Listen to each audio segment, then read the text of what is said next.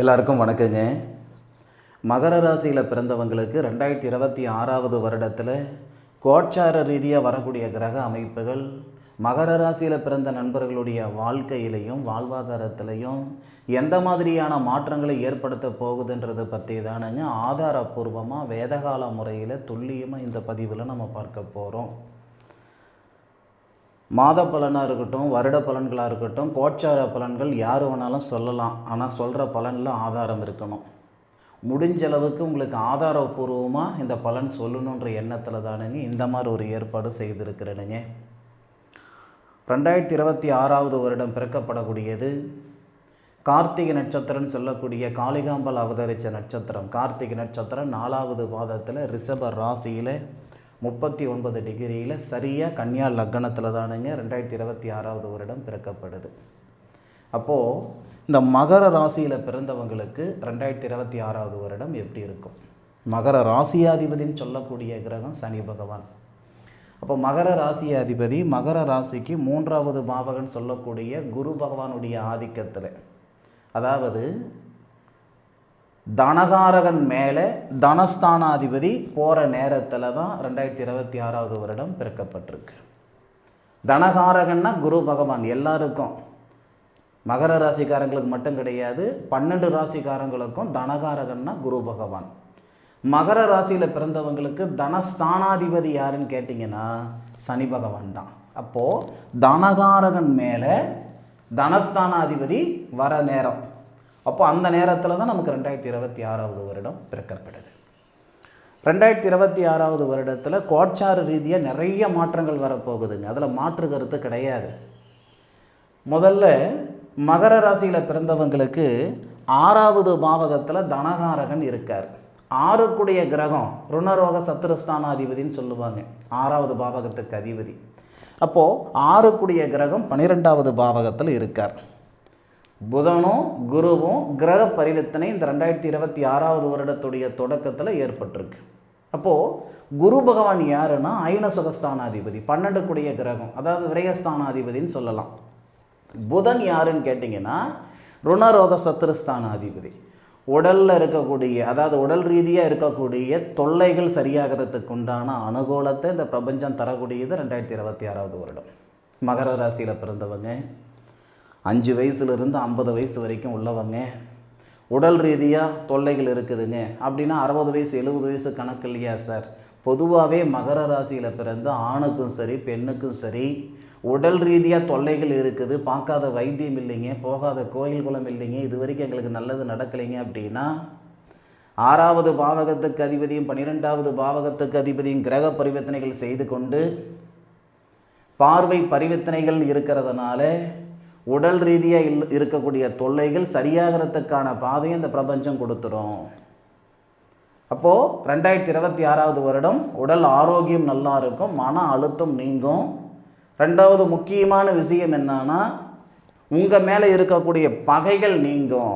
போகாத இடத்துக்கு போகணுன்னு பேர் வந்ததுங்க, செய்யாத தப்புக்கு செஞ்சன்ற பேர் வந்ததுங்க. அண்ணன் தம்பிகளுக்குள்ள கருத்து வேறுபாடு, அக்கா தங்கிக்குள்ள கருத்து வேறுபாடு, சொந்த பந்தத்துக்குள்ளார கருத்து வேறுபாடு, கணவன் மனைவிக்குள்ளார இருக்கக்கூடிய கருத்து வேறுபாடு, அந்த சங்கடங்கள் சரியாகிறதுக்கான பாதையை இந்த பிரபஞ்சம் கொடுத்துள்ள, அதில் மாற்று கருத்து இல்லை. சார் அது எப்படி சார் சொல்கிறீங்க? உடல் ரீதியாக தொல்லைகள் சரியாகும்னு சொல்கிறீங்க, 2வது கருத்து வேறுபாடுகள் சரியாகும்னு சொல்கிறீங்க, எனக்கு ஆதாரத்தை கொடுங்க சார். இந்த குரு பகவான் 12வது பாவகத்துக்கு அதிபதி. இந்த புதன் யாருன்னு கேட்டிங்கன்னா 6வது பாவகத்துக்கு அதிபதி. குரு பகவான் மேலே புதன் 6வது பாவகன் சொல்லக்கூடிய தன்னுடைய சொந்த வீட்டை புதன் பார்க்கிறார். அப்போது நமக்கு அந்த இடத்துல அந்த ருணரோகஸ்தானன்றது பலவீனமாயிடும். நம்ம முன்னேற்றத்துக்கு முட்டுக்கட்டியாக இருந்த நண்பர்களோ அல்லது நமக்கு கெடுதல் செய்யணும்னு நினைக்கிறவங்களோ, கூட இருந்து குழி பறிக்கணும்னு நினைக்கிறவங்களோ, இவங்கெல்லாம் அவங்க வேலையை பார்த்துக்கிட்டு அவங்க போவாங்க. சரியா? அப்போது இந்த 12வது பாவகத்துக்கு அதிபதி அவர் உங்கள் ராசிக்கு 6வது பாவகத்தில் இருந்து உங்களுடைய ராசிக்கு 2வது பாவகன் சொல்லக்கூடிய குடும்பஸ்தானத்தை பார்க்குறாரு, உடலஸ்தானத்தை பார்க்குறாரு. உடலஸ்தானாதிபதினு சொல்லக்கூடிய சனி பகவானுக்கு வீடு கொடுக்குறாரு. நட்சத்திரம் புரட்டாதி நட்சத்திரம்னு சொல்லக்கூடிய குபேரர் அவதரித்த நட்சத்திரம். அப்போ சனி பகவான் உடலஸ்தானாதிபதி குடும்பஸ்தானாதிபதி குரு பகவான் மேலே போகிறாருன்றது ஒரு புறம், குரு பகவானுடைய நட்சத்திரத்திலே வராரு. அப்போ குரு பகவான் சனி பகவானுடைய வீடான கும்பத்தை, உங்கள் ராசிக்கு 2வது பாவகத்தை பார்க்கிறார். இந்த அடிப்படையில் தான் நீங்கள் சொல்கிறேன், உடல் ரீதியாக இருக்கிற தொல்லைகளும் சரியாகும், குடும்பத்தில் இருக்கக்கூடிய குழப்பங்களும் நீங்கும், கருத்து வேறுபாடு நீங்கும். சில பேருக்கு போகாத இடத்துக்கு போனன்ற பேர் வந்திருக்கும், செய்யாத தப்புக்கு செஞ்சன்ற பேர் வந்திருக்கும், சூழ்நிலை சந்தர்ப்பம் நம்மளை குற்றவாளியாக ஆக்கியிருக்கும். சரியா? தெரிஞ்சோ தெரியாமலேயோ ஒரு தப்பு செய்து விட்டோன்னு வச்சுக்கோங்களேன், அதில் இருந்து விடுவிக்கிறதுக்கான தருணத்தை இந்த பிரபஞ்சம் கொடுத்துரும். இப்போது இந்த 2026வது வருடத்தில் ஜனவரி 1ஆம் தேதியிலிருந்து, ஜனவரி மாதம் 1ஆம் தேதியிலிருந்து ஜூன் மாதம் 2ஆம் தேதி வரை இந்த குரு பகவான் 6வது பாவகத்தில் இருக்கிற வரைக்கும் உங்களுடைய வாழ்வாதாரத்தில் இருக்கிற தடைகளை சரிப்படுத்தும், பண ரீதியாக இருக்கிற சங்கடங்களை சரிப்படுத்தும். கடன் பிரச்சனை கழுத்து பிடிக்கிற அளவுக்கு இருக்குது சாமி, இருக்கலாமா இருக்க வேணாமான்ற மனநிலையில் நான் இருந்துக்கிட்டு இருக்கேன், அப்படியெல்லாம் இருக்கக்கூடிய மகர ராசியில் பிறந்தவங்க இந்த 2026வது வருடம் ஜனவரி 1ஆம் தேதியிலிருந்து ஜூன் 2க்குள்ளார இந்த எதிர்பார்ப்புகள் எல்லாம் தீர்ந்துடும்.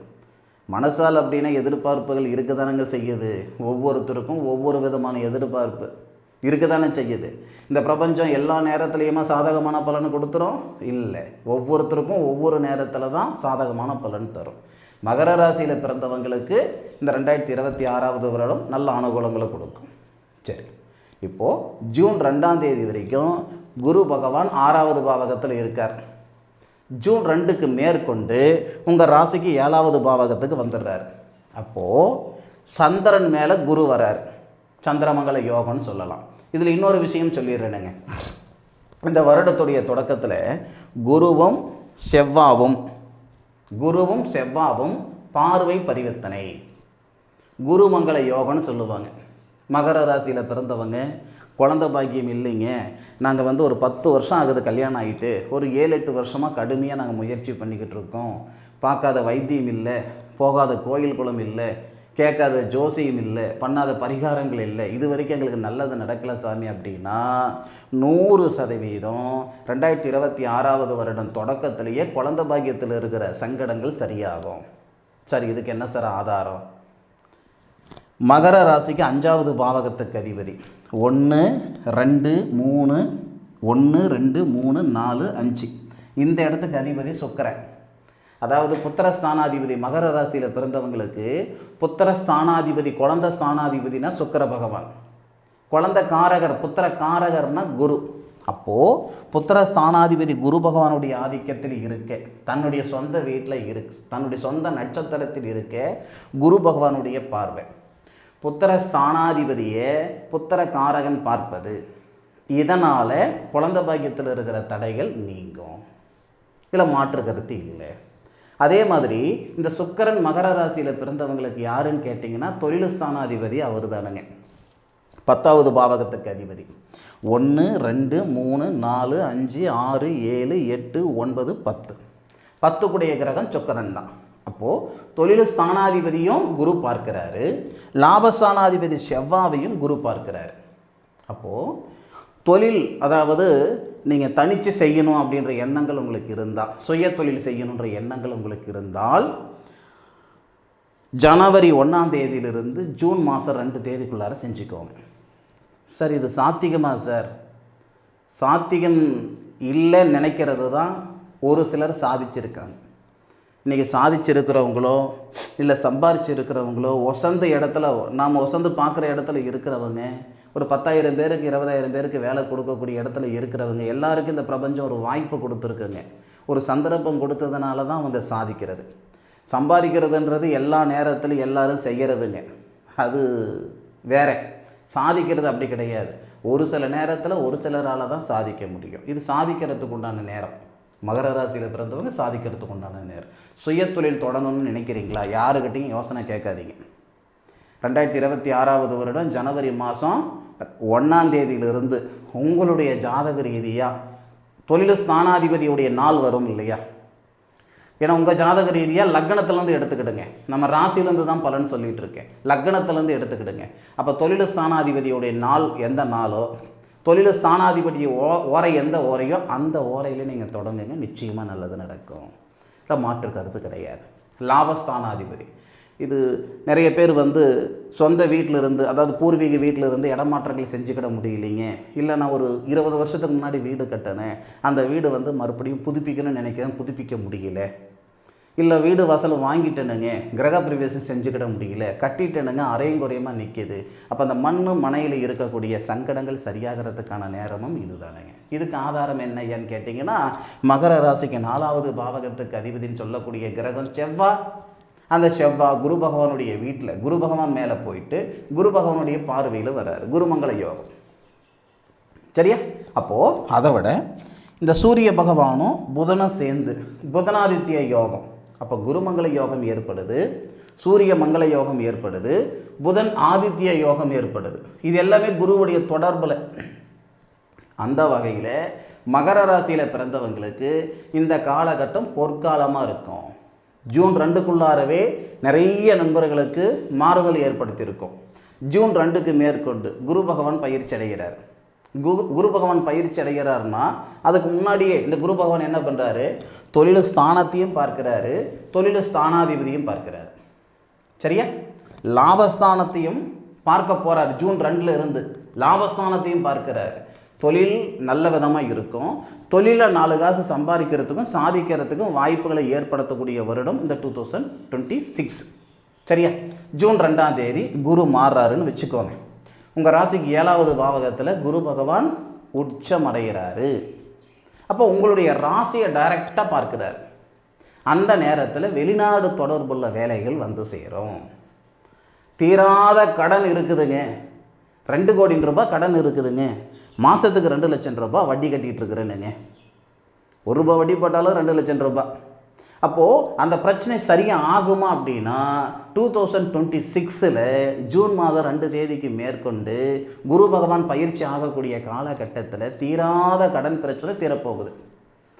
தீர்றதுக்கான ஒரு பாதையை இந்த பிரபஞ்சம் உருவாக்கி கொடுத்துரும். நீங்கள் இந்த பிரபஞ்சத்துக்கிட்ட கேட்கக்கூடியது என்னன்னா, என் கடன் ஆயிடுச்சு, இந்த கடனை இந்த இயற்கையை கட்டிடணும், கடவுளுடைய அனுகிரகத்தால் எனக்கு ஒரு புதையல் கிடைக்கணும், போகிற பாதையில் ஒரு காசு பணம் அது இல்லை. நீங்கள் எதிர்பார்க்குறது என்னன்னா, கடன் ஆயிடுச்சு, அந்த கடனை கட்டுறதுக்கான ஒரு பாதையை உருவாக்கி கொடு. என் தொழிலில் வளர்ச்சியான நான் உழைப்பு போடுறேன், உழைப்புக்கு தகுந்த உயர்வு மட்டும் வந்தால் போதுமானது, என் கடனை நான் கட்டிக்கிறேன். இதுதான் மகர ராசியில் பிறந்தவங்க எதிர்பார்க்குறது. அப்போ அந்த ஜூன் மாதம் 2 தேதிக்கு மேற்கொண்டு ஆட்டோமேட்டிக்காக உங்களுடைய தொழிலில் வளர்ச்சிகள் கொடுக்க தான் செய்யும். அதாவது ஒரே நேரத்தில் 4 தொழில் செய்யக்கூடிய அறிவும் ஆற்றலும் இருக்கக்கூடியவங்க தான் மகர ராசியில் பிறந்தவங்க. கடந்த ஒரு 2 வருட காலமாக யாரோ பிழைக்கிறதுக்கு நீங்கள் கஷ்டப்படுற மாதிரி, உழைப்புக்கு தகுந்த உயர்வும் கிடையாது, வாழ்க்கைக்கு ஏற்ற வளர்ச்சியும் கிடையாது. கிட்டத்தட்ட பார்த்திங்கன்னா ஒரு மிஷன் வாழ்க்கை வாழ்ந்துக்கிட்டு இருக்கிற மாதிரி ஒரு சூழலில் இருக்கிறீங்க மகர ராசிக்காரங்க. அப்போ இந்த ஜூன் 2 தேதிக்கு மேற்கொண்டு கடன் பிரச்சனையிலிருந்து வெளியேறதுக்கான ஒரு பாதையை இந்த பிரபஞ்சம் உருவாக்கி கொடுக்க போகுது. பயன்படுத்திக்கோங்க. வெளிநாடு தொடர்புள்ள வேலை, இல்லை வெளிநாடு போகிறதுக்கான ஒரு சூழல், இதெல்லாம் ஏற்படுத்தும். அதில் மாற்று கருத்து இல்லை. லாபஸ்தானத்தையும் பார்க்கிறாரு குரு, உங்களுடைய ராசியும் பார்க்கிறாரு குரு, முக்கியமாக உங்களுடைய ராசியாதிபதியை பார்க்கிறார், சனி பகவானை பார்க்கிறார். அப்போது சனி பகவான் அந்த நேரத்தில் ஜூன் 2ஆம் தேதி குரு பகவான் பயிற்சி அடைகிறாரு. ஜூலை மாதம் 27ஆம் தேதி சனி பகவான் வக்கரகதியில் வராரு 2026ல். என்னடா வீடியோ இவ்வளோ நீளமாக இவர் போடுறாருன்னு நினச்சிக்கிடாதீங்க. நான் மீண்டும் மீண்டும் சொல்கிறேன், பலன் யார் வேணாலும் சொல்லலாம், ஆனால் சொல்கிற பலனில் ஆதாரம் இருக்கணும். சத்த நேரம் பார்க்குறதுல ஒன்றும் தப்பு இல்லை. இதுக்கு ஆதாரப்பூர்வமாக உங்களுக்கு விளக்கம் கொடுக்கணுன்றதுக்காக தான் இம்புட்டு ஏற்பாடு. குரு பகவான் உங்களுடைய ராசியும் உங்களுடைய ராசிநாதனையும் பார்க்கக்கூடிய சூழலில் உங்கள் ராசிநாதன் வக்கரகதியில் இருப்பார். அப்போ திடீர் அதிர்ஷ்டங்கள் ஏற்படுறதுக்கான வாய்ப்புகள் உண்டு. கடனை கட்டிவிடுவோம் அப்படின்றது ஒரு புறம் இருந்தாலும் கொடுத்த பணம் வரலையேன்ற ஆதங்கம் நிறைய பேருக்கு இருக்குதானே செய்யுது. அடமானம் வச்ச வீடு மீட்க முடியலையேன்ற ஆதங்கம் சில பேருக்கு இருக்குதானே செய்யுது. வாங்கின பணத்தை கட்ட முடியல, இல்லை கொடுத்த பணத்தை வாங்க முடியல, அடமானம் வச்ச நகை வாங்க முடியல, அடமானம் வச்ச வீடு வாங்க முடியல. ஐயா, இந்த மாதிரியான சங்கடங்கள் எல்லாம் சரியாகிறதுக்கான பாதை இது. ஜூலை மாதம் 27, ஜூலை மாதம் 27லிருந்து டிசம்பர் மாதம் 11 தேதிக்குள்ளார இந்த மாதிரியான மன அழுத்தங்கள் சரியாயிடும். அதே மாதிரி குரு பகவான் 2026ல் அதிசாரத்துக்கு வரார். இந்த இடத்துக்கு வரக்கூடிய குரு பகவான் அதாவது உச்சநிலையில் அடையக்கூடிய குரு பகவான் ஒரு கட்டத்தில், அதாவது அக்டோபர் மாதம் 31 அதிசாரத்துக்கு வந்துடுவார், 8வது பாவகத்துக்கு வரார். அப்போ தனஸ்தானாதிபதியை பார்க்கிறார். 7வது பாவகத்து உங்கள் ராசிக்கு 8வது பாவகத்திலிருந்து தனஸ்தானாதிபதினு சொல்லக்கூடிய 2வது பாவகத்தை பார்க்கிறார். இந்த வகையில் குடும்பத்தில் இன்னும் நிம்மதி சந்தோஷங்கள் உருவாகும். பிரிஞ்சு போன தம்பதிகள் ஒன்று சேருவாங்க, பிரிஞ்சு போன காதலர்கள் ஒன்று சேருவாங்க. ஒரே வார்த்தையில் சொல்லணும்னா, நீங்கள் உருப்படுறதுக்கு உண்டான நேரம் 2026. இது வரைக்கும் சம்பாதிக்கிற இடத்துல இருந்தீங்களா, இந்த நேரம் சாதிக்கிறதுக்கு உண்டான நேரம். இது வரைக்கும் உழைக்கிறதுக்கு உண்டான நேரத்தில் இருந்தீங்களா, இது உயர்றதுக்கு உண்டான நேரம். 2026வது வருடத்தில் இந்த பிரபஞ்சம் உங்களுக்கான பாதையை தரப்போகுது. எடுத்துக்கிறதும் எடுத்துக்காததும் உங்களுடைய சொந்த சௌகரியம். முயற்சின்ற விதையை விதைக்கிறவங்களுக்கு தான் வளர்ச்சின்ற விருட்சம் வரும். இது ஏதோ இருக்கேன் போனேன் வந்தால் வரட்டும் போனால் போகட்டும் அப்படின்னா, இதை விட ஒரு நல்ல நேர காலங்கள் கடவுளே வந்து நம்மளை கையை பிடிச்சி கூட்டிகிட்டு போகிறதுக்கு தயாராக இருந்தாலும் நம்மளுடைய நேர காலங்கள் மாறாது. அப்போ இந்த பிரபஞ்சம் பாதையை தான் காட்டும். அந்த பாதையில் நம்ம போனால் தான் போக வேண்டிய இடத்துக்கு போய் சேர முடியும். இது உங்களுக்கான நேரம், பயன்படுத்திக்கோங்க. அதுபோக இது நிறைய பேர் இதுக்கு முன்னாடி செய்துக்கிட்டு இருந்த வேலை, இப்போ இந்த மாதிரி செஞ்சு கொடுக்கறதுக்கு யாருக்கு நேரம் இல்லை. இந்த கலையை அழிஞ்சிடக்கூடாதுன்றதுக்காக மீண்டும் அந்த விஷயத்தை உங்களுக்கு நான் செய்து கொடுக்குறேனுங்க. இது ஒருத்தருடைய சாதக நோட்டு. ஒரு வருடம் பிறக்கிறது எப்படி நம்ம இந்தளவுக்கு ஆய்வு பண்ணுறோமோ, அந்த மாதிரி ஒரு மனுஷன் பிறக்கிறாருன்னா அவர் என்ன நட்சத்திரம், என்ன ராசி, என்ன தசை, என்ன புத்தி, என்ன லக்னம், லக்னாதிபதி யார், ராசி அதிபதி யார், நட்சத்திர அதிபதி யார், ஒரு மனுஷனுடைய முழுமையான ஆயுள் கால சாதக புத்தகம், வாழ்நாள் முழுவதும் வரக்கூடிய தசா புத்தி பலனை கொண்ட அற்புதமான சாதக நோட்டு. இது பொக்கிஷம், விலை மதிப்பில்லாத ஒரு பொக்கிஷம். இந்த மாதிரி ஒரு சாதக நோட்டு உருவாக்கி தரணுங்க, எழுதி கொடுக்குறேனுங்க, படைச்சி தரேன். இந்த அமைப்பு உங்களுக்கு யாருக்காவது வேணும் அப்படின்னா பயன்படுத்திக்கோங்க. நான் மீண்டும் சொல்கிறேன், தொழில் ரீதியாக செய்யணுன்ற ஒரு இடத்துல நான் இல்லை. இந்த கலை போயிடக்கூடாது, இது 4 பேருக்கு போய் சேரணும். அற்புதமான ஒருத்தருடைய ஜாதக நோட்டு இது. எல்லோரும் கம்ப்யூட்ரு அந்த மாதிரி காலகட்டத்தில் போய்கிட்டு இருக்கு. பாரம்பரியமாக வேதகால முறையில் செய்து கொடுத்துட்ருக்குறேனுங்க. சரிங்களா? 6 தலைமுறையை சோசியம் பார்த்துட்ருக்குறேனுங்க. இது என்னோட முடிஞ்சிடணும், என்னுடைய சங்கதிகள் ஜோதிடம் வரக்கூடாதுன்ற எண்ணம் தான் எனக்கு அதிகமாக இருக்குது. இருந்தாலும் எனக்கு தெரிஞ்ச கலையை முழுமையாக பயன்படுத்தி கொடுத்துடணும் அப்படின்றதுக்காக இந்த மாதிரி ஒரு பொக்கிஷத்தை கொடுத்துட்ருக்குறேனுங்க. தேவைப்படுறவங்க பயன்படுத்திக்கோங்க. இந்த பதிவு பற்றி உண்டான கருத்துக்களை கமெண்ட் பாக்ஸில் பதிவு பண்ணுங்கள்.